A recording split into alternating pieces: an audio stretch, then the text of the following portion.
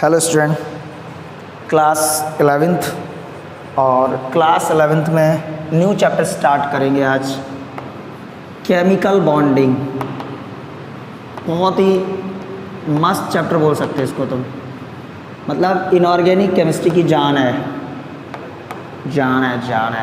Chemical bonding, chemical bonding में क्या है हमें पढ़ना है, कैसे मॉलिक्यूल का फॉर्मेशन होता है, कौन से बॉन्ड होते हैं, कौन से बॉन्ड कब बनते हैं, किसकी क्या ज्योमेट्री होती है, कौन से मॉलिक्यूल में एटम ऐसे लटका रहता है, कौन से मॉलिक्यूल में एटम ऐसे लटका रहता है। ठीक है, इसके बाद कि मॉलिक्यूल के बीच में बॉन्ड कितने हैं, तमाम चीज़ें हैं। बहुत अच्छा चैप्टर है, बहुत इंटरेस्टिंग चैप्टर है। सबसे पहले हम लोग बात करते हैं कि ये बॉन्डिंग है, ये बॉन्डिंग होती क्यों है, क्यों केमिकल बॉन्डिंग आई। आपको पता है ये एटम है, ये एटम है, ये एटम है, इनके पास बहुत सारी एनर्जी होती है और एनर्जी जिसके पास होती है वो आवारा होता है, भागता रहता है, कभी इधर जाएगा, कभी उधर जाएगा, कभी ये करेगा, कभी वो करेगा। अब जिसके पास एनर्जी नहीं वो क्या शुक्ड़ा बैठा रहेगा। ठीक है, और क्या समझ रहे ना। तो जिसके पास एनर्जी होगी वो अपना ज़्यादा एक्टिव होगा, इधर उधर मूव करेगा। तो हम कह सकते हैं एटम जो होते हैं इनके पास हाई एनर्जी होती है। ठीक है, अच्छा एक बात और है, केमिस्ट्री की दुनिया एक अजीब दुनिया है। केमिस्ट्री और हमारी दुनिया में सिमिलरिटी है। हम लोग भी स्टेबिलिटी के लिए काम कर रहे हैं और केमिस्ट्री भी स्टेबिलिटी के लिए काम कर रही है। सोचो कैसे। हम लोग पढ़ रहे हैं, लिख रहे हैं, बोले क्यों पढ़ रहे हैं, बोले पढ़ेंगे लिखेंगे अच्छी शादी हो जाएगी, अच्छा घर होगा, अच्छे से ज़िंदगी स्टेबल हो जाएगी। समझ गए। किसके लिए काम कर रहे हैं? स्टेबिलिटी के लिए। केमिस्ट्री, इससे मिल जाओ, उसके साथ रिएक्शन कर लो, ऐसा कर लो, ऑक्टेट कंप्लीट हो जाएगा, फलाना कंप्लीट हो जाएगा, ढिकाना कंप्लीट हो जाएगा। ये भी स्टेबिलिटी के लिए है। तो एटम की इतनी ज़्यादा एनर्जी होती है कि ये अनस्टेबल है। कैसे हैं? अनस्टेबल है। तो सर ये करते क्या हैं, ये कंबाइन होके बनाते हैं मॉलिक्यूल। क्या बनाते हैं? मॉलिक्यूल बनाते हैं। और जब ये मॉलिक्यूल बनाते हैं तो इनकी एनर्जी क्या हो जाती है? कम हो जाती है, लो एनर्जी हो जाती है। और ये कैसे हो जाते हैं? स्टेबल हो जाते हैं। क्या हो जाते हैं? स्टेबल हो जाते हैं।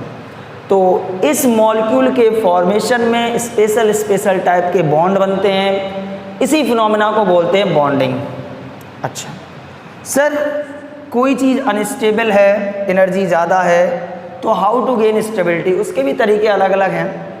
बात समझ रहे? तो इस चैप्टर में यूज़ होने वाली कुछ बेसिक इन्फॉर्मेशन, जैसे बैलेंस इलेक्ट्रॉन क्या होते हैं, और ऑक्टेट क्या होता है, सुपर ऑक्टेट क्या होता है, और क्यों एटम एक दूसरे से कंबाइन करते हैं। अच्छा, इस क्वेश्चन को यहीं समाप्त कर लिया जाए, why atom combine to each other. उसके बाद पढ़ेंगे what is the valence electron. यहीं पे एक क्वेश्चन बनाता हूं मैं, why atom combine to each other. छोटी सी और सोचने वाली बात है। आपके पीरियोडिक टेबल में अगर बात की जाए, इन पीरियोडिक टेबल अगर सबसे ज़्यादा स्टेबल है तो कौन है? Helium, neon, argon, krypton, xenon और radon. That's it is noble gas. कैसी गैस है? नोबल गैस है। ये क्यों स्टेबल है?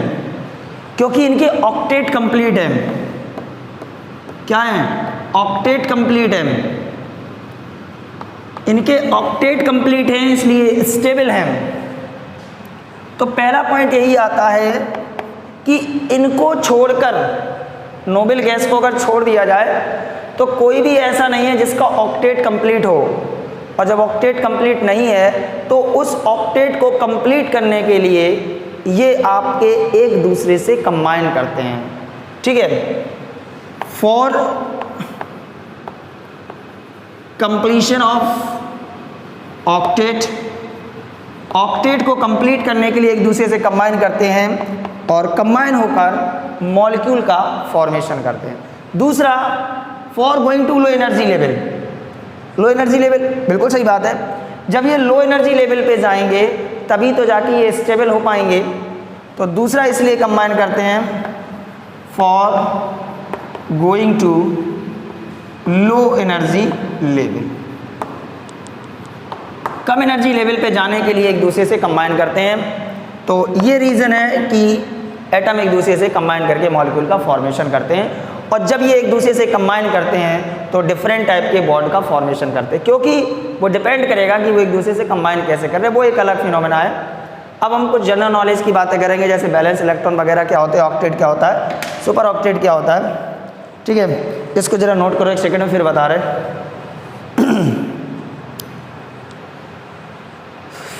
देखिए,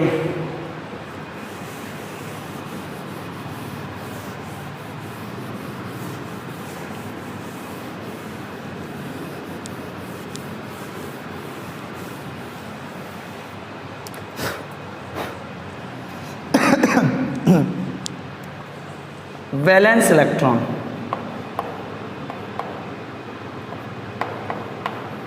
वैलेंस इलेक्ट्रॉन डेफिनेशन पता होगी सबको। Outer most shell electron, outer most shell electron is called valence electron. जो बाहर वाली सेल के इलेक्ट्रॉन होते हैं उनको वैलेंस इलेक्ट्रॉन कहते हैं। थोड़ा ध्यान से सुनना, के, एल, एम और एन, ये आपकी पहली सेल है, ये दूसरी सेल है, ये तीसरी सेल है, ये चौथी सेल है, ये हो गई सेल। और सब सेल के अंदर क्या होती हैं, सब सेल।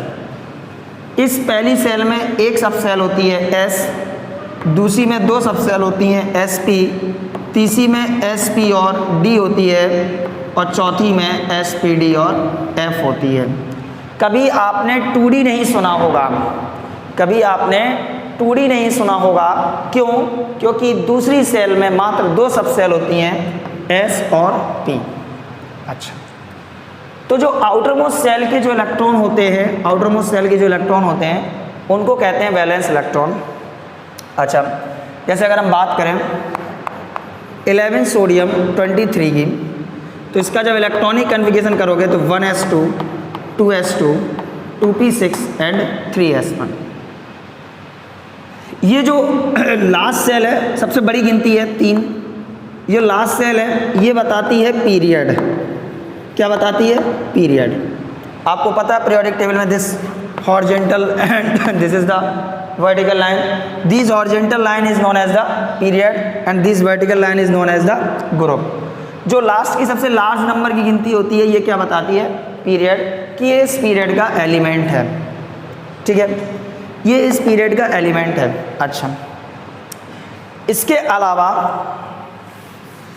जो लास्ट सेल है, लास्ट सेल कौन सी है? तीसरी। ये जो गिनती है ये तीसरी सेल है, ये पूरी दूसरी सेल है, ये पहली सेल है, ये कौन सी सेल है? तीसरी सेल है। तीसरी सेल में कितने इलेक्ट्रॉन है? एक। तीसरी सेल में एक इलेक्ट्रॉन है, that is the valence electron, Ve। ये क्या है? वैलेंस इलेक्ट्रॉन है। एक एग्जांपल और देखें, तुम्हें कम समझ में आएगा। 16 sulphur, 1s2, 2s2, 2p6, 3s2, 3p4। ठीक। अच्छा, ये पहली सेल हो गई, ये दूसरी सेल हो गई, और ये पूरी तीसरी सेल हो गई। ठीक है। अच्छा, तीसरी सेल में कितने इलेक्ट्रॉन हैं? 4 यहाँ पे, 2 यहाँ पे। देखो S और P तो सब सेल है, sp क्या है? सब सेल है। 4 और 2 6, तो कितने बैलेंस इलेक्ट्रॉन हो गए? 6 बैलेंस इलेक्ट्रॉन हो गए। बात समझ में आई? तो जो आउटर मोस्ट सेल है, ये पूरी आउटर मोस्ट सेल है, यही आउटर मोस्ट सेल नहीं है, 3 की पूरी है। 3 जो है ये क्या है? ये जो गिनती है ये क्या बताती है? सेल है। ये पहली सेल, ये पूरी दूसरी सेल, ये तीसरी सेल। एक एग्जांपल और देख लो, 70Cl, 1s2, 2s2, 2p6, 3s2, 3p5, पहली सेल, दूसरी सेल और ये तीसरी सेल। तीसरी सेल में कितने इलेक्ट्रॉन, 2 यहाँ पे, 5 यहाँ पे, कितने इलेक्ट्रॉन है, 7 वैलेंस इलेक्ट्रॉन हो गए। कितने वैलेंस इलेक्ट्रॉन हो गए, 7 वैलेंस इलेक्ट्रॉन हो गए। तो जो आउटर मोस्ट सेल में जो इलेक्ट्रॉन होते हैं, आउटर मोस्ट सेल के जो इलेक्ट्रॉन होते हैं उनको बोलते हैं वैलेंस इलेक्ट्रॉन। क्या बोलते हैं, वैलेंस इलेक्ट्रॉन। ठीक है, अच्छा एक पॉइंट है क्या कि किस में कितने वैलेंस इलेक्ट्रॉन होंगे, आप हर बार अगर कैलकुलेट करोगे it's a very big task, ये बहुत बड़ा टास्क है। तो हम एक जुगाड़ बता रहे हैं आपको। जुगाड़ क्या, सबको पता ऑलरेडी, कोई बहुत बड़ी चीज़ नहीं बता रहे हमको, कि जो जिस ग्रुप का एलिमेंट होता है, जो जिस ग्रुप का एलिमेंट होता है उसकी आउटर मोस्ट सेल में उतने ही इलेक्ट्रॉन होते हैं, उसकी आउटर मोस्ट सेल में उतने ही इलेक्ट्रॉन होते हैं। और सर जो आउटर मोस्ट सेल के इलेक्ट्रॉन होते हैं दैट्स कॉल्ड वैलेंस इलेक्ट्रॉन, उन्हें क्या बोलते हैं, वैलेंस इलेक्ट्रॉन। जैसे कार्बन की बात करूँ, कार्बन आपका 4th ग्रुप का एलिमेंट है, 4th ग्रुप का एलिमेंट है, इसकी आउटर मोस्ट सेल में 4 इलेक्ट्रॉन होंगे। कार्बन के बाद 5th ग्रुप में होता है नाइट्रोजन, आउटर मोस्ट सेल में 5 इलेक्ट्रॉन। 6th ग्रुप में होता है ऑक्सीजन, आउटर मोस्ट सेल में 6 इलेक्ट्रॉन। 7th ग्रुप में होता है फ्लोरीन, आउटर मोस्ट सेल में 7 इलेक्ट्रॉन। और 8th ग्रुप में होता है नियॉन, आउटर मोस्ट सेल में 8 इलेक्ट्रॉन। कितने इलेक्ट्रॉन हैं, 8 इलेक्ट्रॉन। और 3rd ग्रुप में होता है बोरॉन, आउटर मोस्ट सेल में 3 इलेक्ट्रॉन। तो जो जिस ग्रुप का एलिमेंट है उसकी आउटर मोस्ट सेल में, जैसे क्लोरीन की बात करो तो फ्लोरीन के नीचे क्या होता है, क्लोरीन। और क्लोरीन जरा देखिए किस ग्रुप का है, क्लोरीन के आउटर मोस्ट सेल में कितने इलेक्ट्रॉन है, 7। तो क्लोरीन के बैलेंस इलेक्ट्रॉन कितने हो गए, 7 हो गए। आप एक चीज़ देख रहे हो कि ये लास्ट में कौन है, नोबेल गैस। नोबेल गैस की आउटर मोस्ट सेल में 8 इलेक्ट्रॉन आए हैं, इसके अलावा किसी की आउटर मोस्ट सेल में 8 इलेक्ट्रॉन नहीं आए हैं। जब किसी के आउटर मोस्ट सेल में 8 इलेक्ट्रॉन नहीं है, इसका मतलब किसी का ऑक्टेट कंप्लीट नहीं है। जब किसी का ऑक्टेट कंप्लीट नहीं है तो वो स्टेबल नहीं है, और जब स्टेबल नहीं है तो महामारी क्या करेगा, वो बॉन्डिंग करेगा। क्या करेगा, बॉन्डिंग करेगा। इसको नोट करो एक सेकंड में, उसके बाद बता रहे what is the octet and what is the super octet.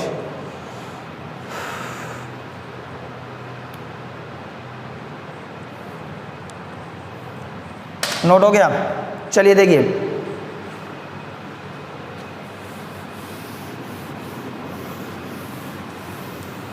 छी छी छी छी छी छी छी छी छी छी छी।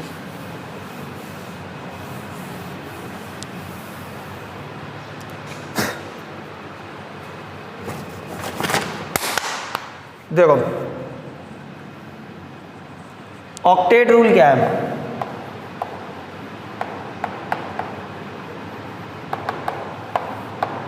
ऑक्टेट रूल क्या है, इन आउटर मोस्ट सेल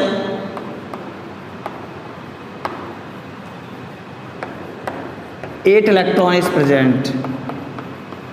अगर किसी की आउटर मोस्ट सेल में 8 इलेक्ट्रॉन प्रेजेंट है तो वो ऑक्टेट फॉलो कर रहा है, नहीं है तो वो 8 लाने की कोशिश करेगा, 8 लाने क्या करेगा, कोशिश करेगा। बात समझ रहे, जैसे नियॉन की बात करो 10 होता है, 1s2 2s2 2p6 outer most shell ही हो गई, 6 2 8 इलेक्ट्रॉन हो गए।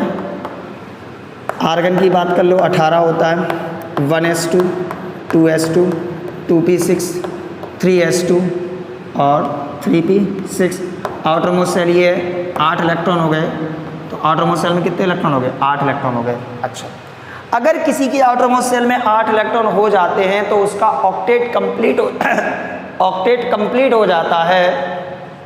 और जब किसी का ऑक्टेट कंप्लीट हो जाता है तो वो स्टेबल हो जाता है। कैसा हो जाता है, स्टेबल हो जाता है। अच्छा सर बहुत सारे हैं, जैसे कोई भी ले लो, 70Cl ले लो, 1s2 2s2 2p6 3s2 3p5 outer most shell में 7 इलेक्ट्रॉन है। इसका ऑक्टेट कंप्लीट नहीं है, इसका ऑक्टेट कंप्लीट नहीं है। जब इसका ऑक्टेट कंप्लीट नहीं है इसका मतलब ये स्टेबल है, ऑक्टेट रूल को फॉलो नहीं कर रहा है। लेकिन अगर ये 1 इलेक्ट्रॉन ले लेगा तो इसमें 8 इलेक्ट्रॉन हो जाएंगे। कितने इलेक्ट्रॉन हो जाएंगे, 8 इलेक्ट्रॉन हो जाएंगे। इसका ऑक्टेट कंप्लीट हो जाएगा। कैसा हो जाएगा, कंप्लीट हो जाएगा, तो वो आपका हो जाएगा ऑक्टेट।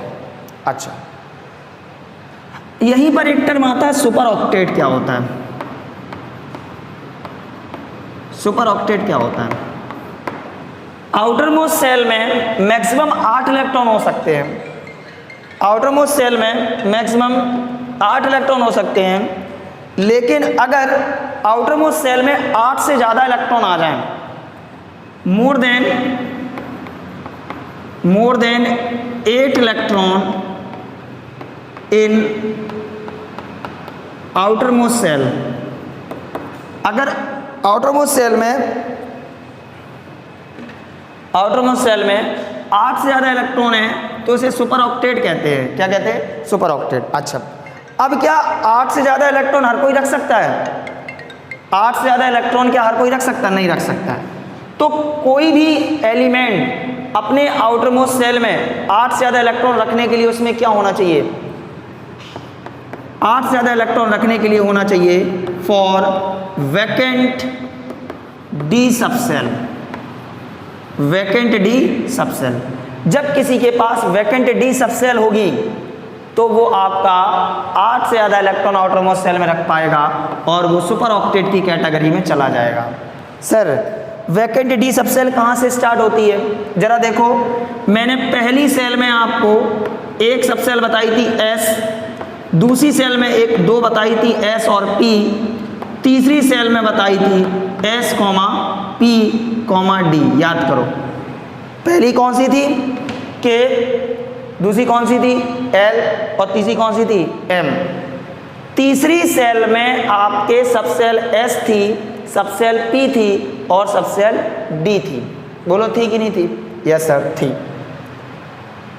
तीसरी सेल में सबसेल D है, जहां तीसरी सेल के बाद मतलब समझना, मैं बता रहा हूं, ये पीरियोडिक टेबल है,